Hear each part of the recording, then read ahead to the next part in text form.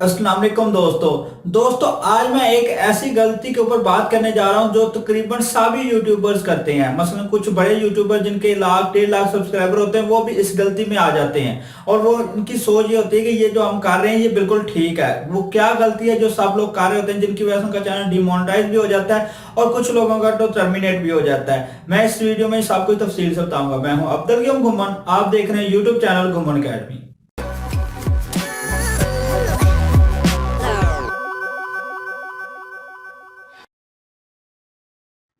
Video में आगे बढ़ने से पहले मेरे YouTube चैनल घुमन अकेडमी को सब्सक्राइब करें और बेल को दबाएं मेरी तमाम नई आने वाली टेक वीडियोस फौरन देखने के लिए।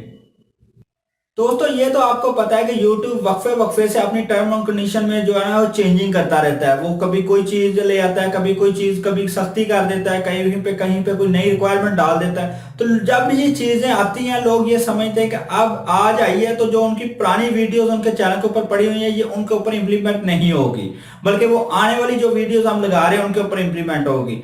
ऐसा नहीं होता। बहुत से चैनल मैंने देखे हैं जो इस गलती की वजह से अपने जो मोनेटाइजेशन है उसको खो बैठते हैं और वो चैनल जो है वो डिमोनेटाइज कर दिए जाते हैं। इनमें जैसे कि पिछले दिनों में आया था थंबनेल को लेकर, उसके बाद टाइटल डिस्क्रिप्शन टैग्स को लेकर।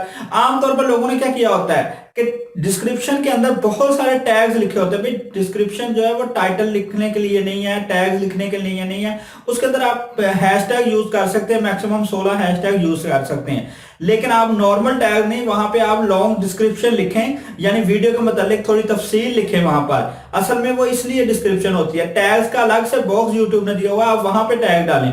तो इस वजह से भी हो जाता है चैनल डिमोनेटाइज। यूट्यूब ने ये भी अपडेट किया हुआ है और भी बहुत सी चीजें हैं। तो भाई आप याद रखें, आज अगर यूट्यूब नई जो है वो कोई पॉलिसी लेके आता है तो यूट्यूब जो है एल्गोरिथम की मदद से चेक करता है कौन कौन सी वीडियो जो है इसकी वायलेशन कर रही है। तो वो एल्गोरिथम ये नहीं देखता कि ये वीडियो 5 साल पुरानी है, ये 10 साल पुरानी है। जितनी भी पुरानी मर्जी हो वो वीडियो उस एल्गोरिथम को पता चलता है कि यार ये जो नया रूल है इसके खिलाफ चल रही है, वो उसको जो है डिमोनेटाइज कर देगा। और एक चैनल के ऊपर अगर उसको 4-5 चीजें मिलेंगी तो चैनल को डिमोनेटाइज कर देगा। और यूट्यूब वाले ये कहते भी हैं कि भाई हम जब जो पॉलिसी लेके आते हैं, आज पॉलिसी जो है वो इंप्लीमेंट हो गई है तो आपके पास 1 मंथ है।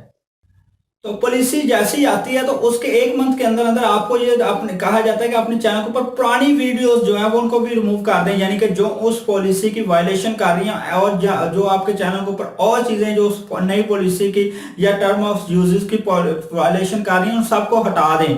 वो सारी चीजें खत्म कर दें जो नई पॉलिसी की वायलेशन कर रही है। यूट्यूब आपको वादे तौर पर यह कहता है कि ये सारे के सारे के ऊपर अप्लाई होगी। तो फिर लोग क्यों ऐसा सोचते हैं? क्योंकि मेरे पास कुछ चैनल्स आए हैं जिनके उन्होंने कहा है कि भाई हमारी ये चीजें मैंने जब चेक किया तो वो वायलेशन कर रहे हैं। मैंने कहा ये वायलेशन कर रहे हैं, तो उन्होंने कहा ये तो हमने पहले वीडियो लगाई थी, 1 साल हो गया, 1.5 साल हो गया, अब ये पॉलिसी आई तो अब किसकी।